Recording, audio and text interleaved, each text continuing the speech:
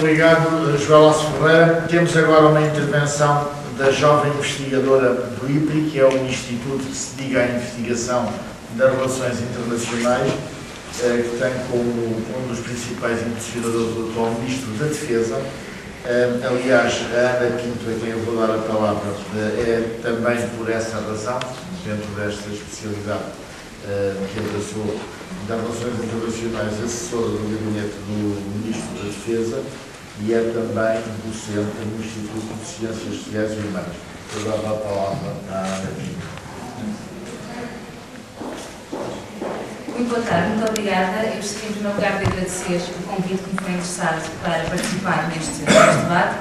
É para mim uma honra partilhar a mesa com pessoas que têm um conhecimento e uma experiência política que, de facto, eu não tenho, quer pelo meu percurso profissional, que não é um percurso político, é essencialmente um percurso académico, mas que procuro conjugar com a experiência que tenho nos 2 últimos anos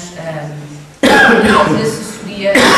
do processo de tomada de decisão, e que nos dá uma experiência a nós académicos completamente diferente e que nos tenta ligar um bocadinho à realidade, que às vezes não acontece com todos os membros da academia. Quando me foi endereçado este convite, foi-me pedido para fazer uma reflexão com 2 vertentes. Numa primeira fase, um ponto de situação sobre a discussão da Europa no mundo, ou seja, que União Europeia é que temos, e numa segunda vertente, uma elencagem de questões que possam ser debatidas e que possam ser analisadas no Manifesto de 2009, ou seja, que União Europeia é que queremos ter. E é nestas 2 vertentes que vou tentar fazer uma muito breve apresentação sobre as questões europeias, começando precisamente com a questão que União Europeia é que nós temos. Bom, temos desde logo uma União Europeia que resulta de um projeto de integração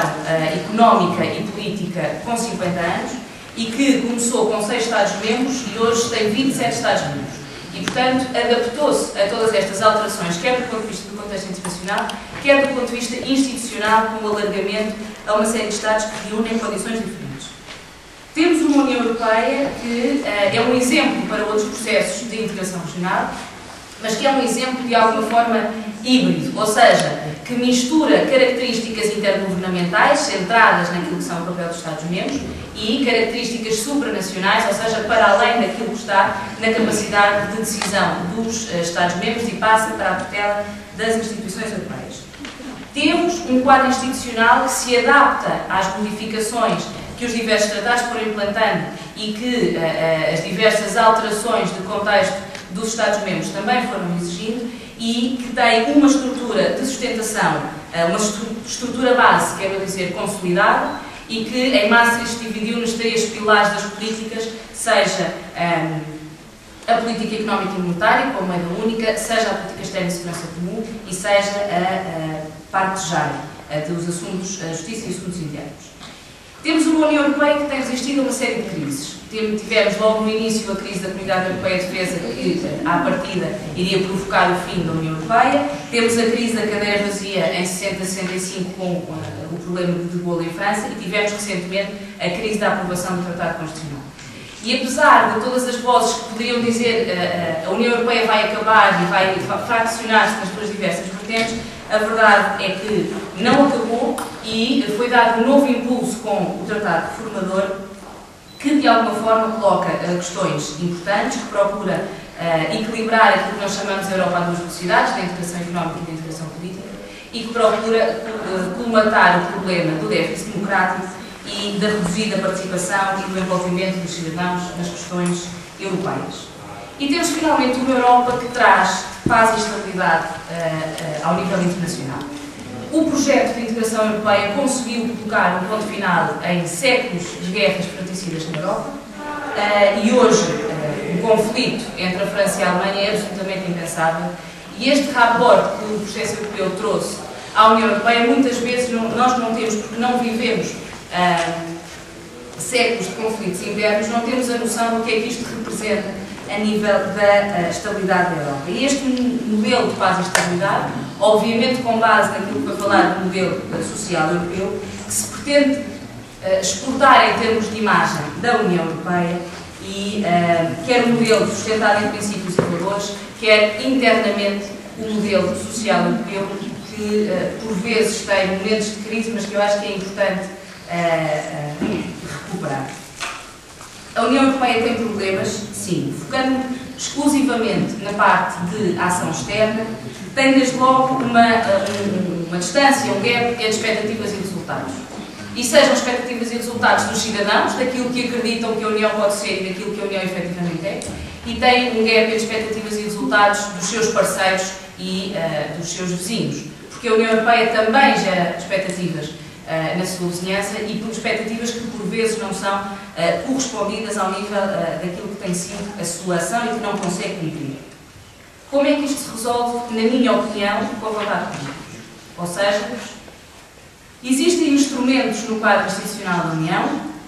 existem modalidades de ação que podem ser utilizadas, não existe, em minha opinião, uma visão e uma estratégia coerente que se traduza em políticas eficazes. Isto é difícil quando temos 27 Estados-membros com objetivos e interesses diferentes. É difícil, com certeza, conciliar e não está na mão, com certeza, de um Estado. Está na mão de um Conselho que tem uma série de alinhamentos, uma série de orientações que, por vezes, não são conciliáveis e há, com certeza, uma dificuldade de articulação das diferentes políticas dos Estados-membros. Resolve-se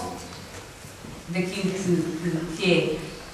o meu entendimento, com uma vontade política mais determinada em alcançarmos uma visão comum a todos. A União é muitas vezes acusada de não existir uma coerência entre os diversos pilares, ou seja,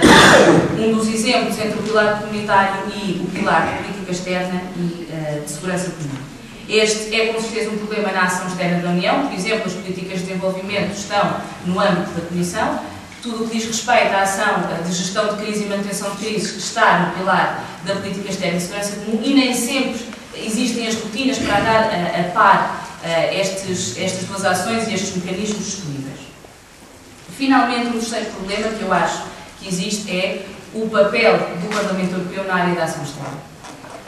E com isto também, obviamente, o papel da participação dos cidadãos e dos partidos políticos naquilo que diz respeito à ação externa. Já se fez um caminho muito importante naquilo que tem sido o envolvimento do Parlamento Europeu em tudo que seja matérias de política externa e de segurança comum, mas eu creio que podemos ir mais longe. O Tratado de Lisboa tem um reforço do papel dos parlamentares europeus, que aliás em toda a estrutura da União são os únicos eleitos diretamente pelos cidadãos, e é o principal mecanismo de responsabilização e de controle democrático daquilo que são as ações da União Europeia. E, portanto, quer o Parlamento Europeu, quer os partidos políticos europeus, obviamente com as representações dos partidos nacionais, têm uma particular responsabilidade neste motor da integração e no desenvolvimento da ação externa da União Europeia.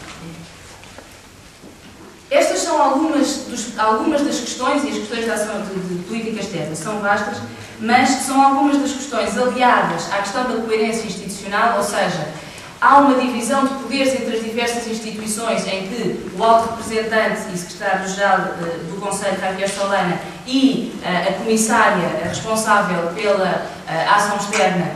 dividem entre si algumas matérias que por vezes se sobrepõem e que fica resolvido com um mecanismo criado no Tratado de Lisboa que une estas duas figuras e com isto procura dar uma maior coerência e uma maior eficácia àquilo que é a ação externa.